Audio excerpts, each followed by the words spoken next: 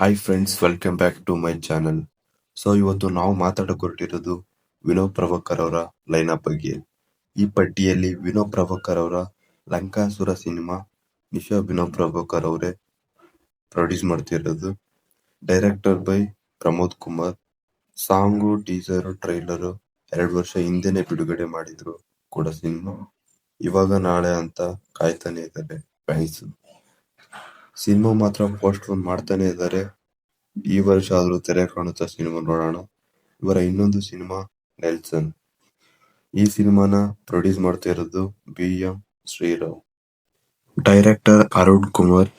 ವಿನೋದ್ ಪ್ರಭಾಕರ್ ಅವರಿಗೆ ಅವರ ಕೆರಿಯರ್ ನಲ್ಲಿ ಈ cinema different story and regularly ಮಾಡ್ತಾ ಇದ್ರು. ಇವಾಗ ಇದೊಂದು ಬೇರೆ ಲೋಕನೇ ಅಂತ ಹೇಳ್ಬಹುದು. ಫಸ್ಟ್ ಲುಕ್ ಟೀಸರ್ ನೋಡಿದ್ರೆ ಹಾಗೂ ಗೂಸ್ ಬಂಪ್ಸ್, ಆ BGM ಇನ್ನೊಂದು ಕಾಂತಾರ ಆಗೋಕೆ ರೆಡಿ ಆಗ್ತಿದೆ.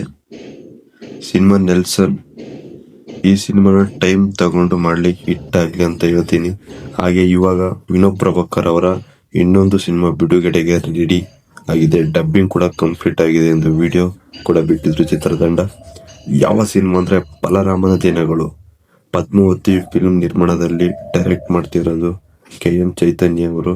ಹಾಗೆ ಈ ಸಿನಿಮಾದಲ್ಲಿ ರಾಜ್ಕುಮಾರ ಖ್ಯಾತಿಯ ಜೇಮ್ಸ್ ನಾಯಕಿಯಾಗಿ ಕಾಣಿಸಿಕೊಂಡಿದ್ದ ಪ್ರಿಯಾ ಆನಂದ್ ಅವರು ಈ ಸಿನಿಮಾದಲ್ಲಿ ಮಿಂಚಲಿದ್ದಾರೆ. ಬಿಗ್ ಬಾಸ್ ಆನೆ ವಿನಯ್ ಗೌಡ ಅವರು ಕೂಡ ಈ ಸಿನಿಮಾದಲ್ಲಿ ಒಂದು ಪಾತ್ರ ಕಾಣಿಸಿಕೊಳ್ಳಲಿದ್ದಾರೆ, ಒಂದು ಪಾತ್ರದಲ್ಲಿ.